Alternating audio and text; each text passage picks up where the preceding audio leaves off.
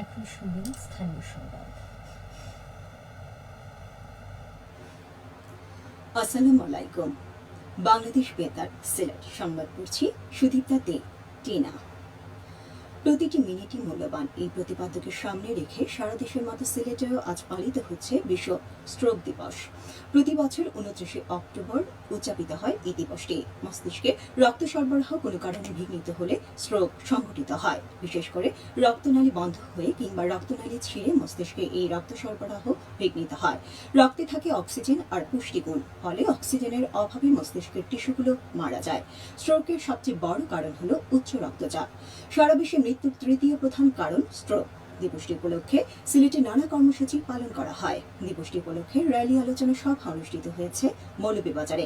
আজ সকালে 250 শয্যা বিশিষ্ট জেনারেল হাসপাতাল প্রাঙ্গণ থেকে বের করা হয় সচেতনতামূলক র্যালি। পরে সিভিল সার্জন কার্যালয়ের সভাকক্ষে অনুষ্ঠিত হয় আলোচনা সভা।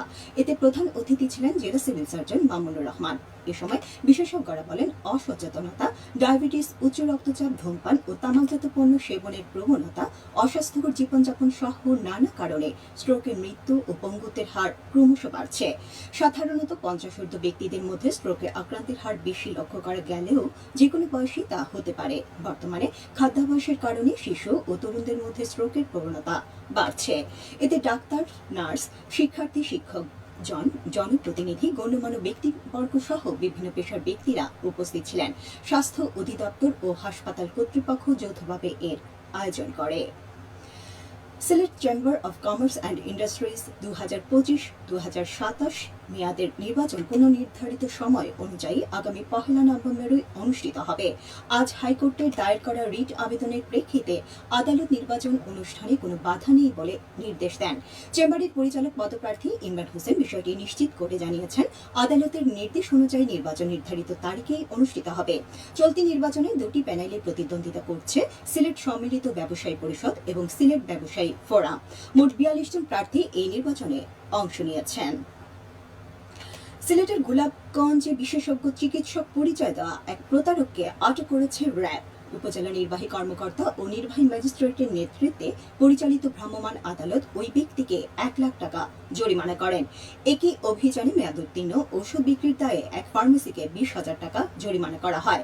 র্যাব 9 জানায়, গতকাল সন্ধ্যায় গোলাপগঞ্জ উপজেলার হিতিমগঞ্জ বাজারে হিতিমগঞ্জ মা মেডিকেল হলে অভিযান চালানো হয়। এছাড়া এক ব্যক্তিকে মেয়াদোত্তীর্ণ ওষুধ বিক্রির দায়ে 20,000 টাকা জরিমানা করে ভ্রাম্যমাণ আদালত।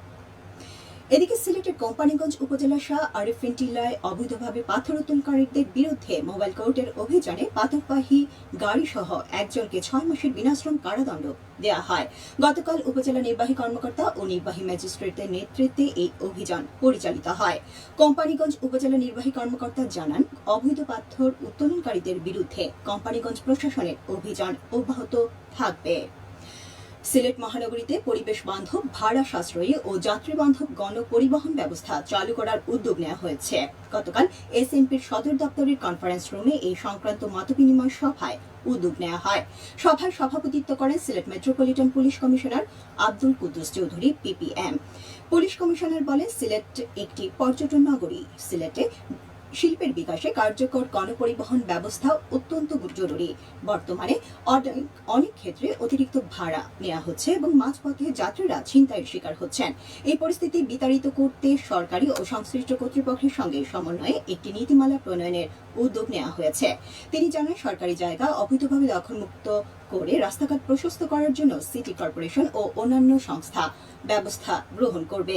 গণপরিবহন চালু হলে সময় ও ভাড়া সাশ্রয় হবে, যাত্রীরা আরামদায়ক পরিবহন পাবেন এবং সিলেট আধুনিক নগরীতে পরিণত হবে।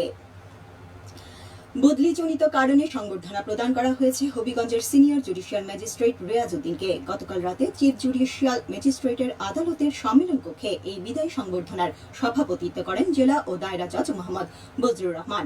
এতে চিফ জুডিশিয়াল ম্যাজিস্ট্রেট সহ অন্যান্য বিচারকগণ উপস্থিত ছিলেন। জাতীয়তাবাদী যুবদলের 47তম প্রতিষ্ঠা বার্ষিকী উপলক্ষে বর্ণাঢ্য র্যালি ও আলোচনা সভা অনুষ্ঠিত হয়েছে ও হবিগঞ্জের বানিয়াচংয়ে। এই উপলক্ষে আজ দুপুরে বানিয়াচং নতুন বাজার থেকে বর্ণাঢ্য র্যালি বের করা হয়। র্যালিটি উপজেলা সদরের প্রধান সড়ক প্রদক্ষিণ করে। এতে উপজেলা ও ইউনিয়ন পর্যায়ের নেতাকর্মীরা অংশগ্রহণ নেন। এতে প্রধান অতিথি ছিলেন কেন্দ্রীয় বিএনপির আন্তর্জাতিক বিষয়ক সম্পাদক আহমেদ আলী মুকিব আব্দুল্লাহ। এবারে শুনুন কৃষি সংবাদ। আধুনিক ও বৈজ্ঞানিক পদ্ধতিতে শীতকালীন আগাম শাকসবজি চাষাবাদের পদ্ধতি বিষয়ে দিনব্যাপী কৃষক প্রশিক্ষণ কর্মশালা অনুষ্ঠিত হয়েছে মৌলভীবাজারে। আজ সকালে জেলা কৃষি সম্প্রসারণ অধিদপ্তরের কৃষক প্রশিক্ষণ কেন্দ্রে অনুষ্ঠিত কর্মশালায় প্রধান অতিথি হিসেবে উপস্থিত থেকে এর উদ্বোধন করেন মৌলভীবাজার আঞ্চলিক কৃষি গবেষণা ইনস্টিটিউটের মুখ্য বৈজ্ঞানিক কর্মকর্তা ডক্টর মাহমুদুল ইসলাম নজরুল। এতে 132 জন কৃষক কৃষাণী অংশ নেন। জেলা কৃষি সম্প্রসারণ অধিদপ্তর এর আয়োজন করে। সবশেষে আবহাওয়া। রাত 1টা পর্যন্ত পূর্বাভাসে বলা হয়েছে সিলেট পার্শ্ববর্তী এলাকায় আজ কোনো সতর্কবাণী নেই এবং কোনো সংকেত দেখাতে হবে না। আজ সিলেটে সূর্যোদয় হচ্ছে 5টা 58 মিনিটে এবং সূর্য অস্ত যাবে 5টা 14 মিনিটে। সংবাদ শেষ হলো। আমাদের পরবর্তী স্থানীয় সংবাদ প্রচারিত হবে সন্ধ্যা 7টায়।